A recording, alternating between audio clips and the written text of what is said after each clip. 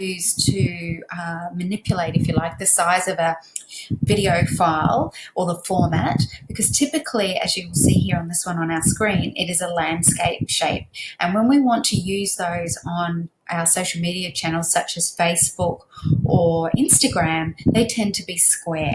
So what happens is if you just use a standard YouTube format, you're going to lose the size of the video, and some videos will have some words or particular content that will then be sitting outside of the screen, and it may lose the effect that you're wanting it to have on your audience. So this is a way that you can manipulate that video to now work within those square environments. So what I'm showing you here is a beautiful Antarctic video, and I'll let you just have a quick look at this. So this is actually embedded into a website, so Peregrine Adventures' own website, and they've embedded this particular YouTube video onto this page. So I can do it from here, or if you are in YouTube and you come across a video that you like and would like to use, and it's okay for you to use it, then you can do exactly the same steps from YouTube that we'll be doing here.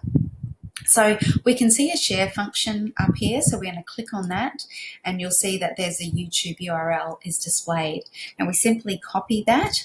I'm on a Mac, so I use Command C, and then I'm going to open one of my little favorites because I do this quite a bit, and it is an online video converter, and the actual URL is onlinevideoconverter.com, and then you'll see /YouTube-converter. They do some other formats, as you'll see down here. Now we just need to paste the link into here and then want to check our format. So you can do audio files as well as video files. So today we're doing an MP4 video format file.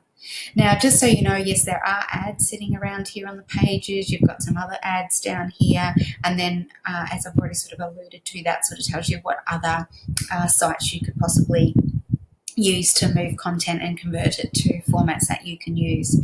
So now we've pasted our link. We've confirmed we want an MP4 format. Now we just click on Start. This is great because it tells you how far along that download it is. So it moves fairly quickly. Larger files, obviously, the longer it takes. So now that's saying 100% that the file is downloaded.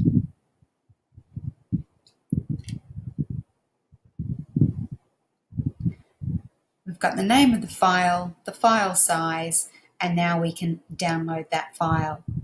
So I'm going to click to download. Before I do that, again, just reiterate that they're ads, and then this is just essentially some articles that are pulling through from the Outbrain, which is a content site that you can use to get your content out on the internet. You could get distracted and go off and read one of those by all means, but obviously here today we're about doing this tutorial on how to convert the video file. So now we're ready to download. Now this may happen where it's taking you off to another page. Shut that down. I've never had any issues in terms of any bugs or anything coming as a result of that, but make sure I would never want to entertain that. So I tend to shut that back down, and you'll see that your file and your URL, the website you're on, is still there behind that, and it is downloading that file that we need. So we've only got a couple of seconds left. So now we have the video file. Now we need to go into what's called Keynote. Again, that's an Apple application, and if we just click on that here, and we want a new document. So it may pull up all your files, but in this case, we want a new document, and it's going to give us a choice of some I guess, designed formats.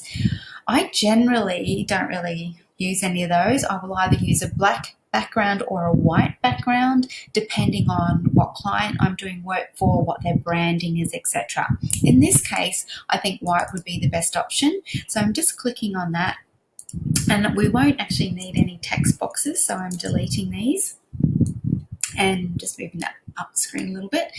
So now we have a blank screen. Now the thing is, you might have already noticed that this is a very similar sort of specifications to what the video is. So that's not going to work for us. What we want to do is change it to a square format. So if we just click on Document, go down to slide size and then do a custom slide size. 1024 across is great, but the height's not right. We're going to change that to 1024. Click OK, and you'll see that that's now become a square. Just what we need. Now we're going to pull in our file, and this is actually really easy. We just pull up our list of files here. Let me just go to my downloads, and I'm going to pull in this one here. Just take a minute. There it is. So it's inserting that file into this particular application. That time will just depend on how big the file is and obviously what your internet speed is as well. And close that down. So the video is now there, but it's sitting off center. So we're just going to place that where we want that to sit. You can use this little box over there to see how centered that is. So just in case I'm a bit particular, I guess, about trying to make sure it's centered on that square. Looks like there's a bit more on the base still on that one. So let's have a look. That looks a bit better. Might want to watch this to make sure you have actually got the correct file. Yes, lovely. Okay, now we can pause that again. Now, that is all you need to do. You could, if you wanted to, add in a logo, or if you wanted to add some text, by all means you could do that. But for the purpose of today, we're just going to do that. It's as simple as showing you how to resize a YouTube video that you can then save and use on your social media channels.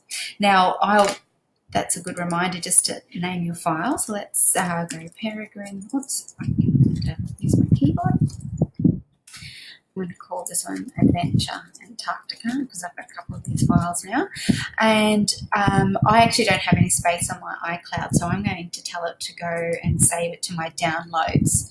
All right, and then we'll just enter, and that will take a few minutes, or maybe not even that long, but it will then show up in my downloads, and I can then use whatever I normally do, whether you want to I personally use CoSchedule to schedule out social media, or you might load it directly into the platform that you use, so whether that's Facebook or Instagram. So you just upload that video file like you normally would from your videos on your phone, or however you manage to do that. It's as simple as that. I hope that's been helpful.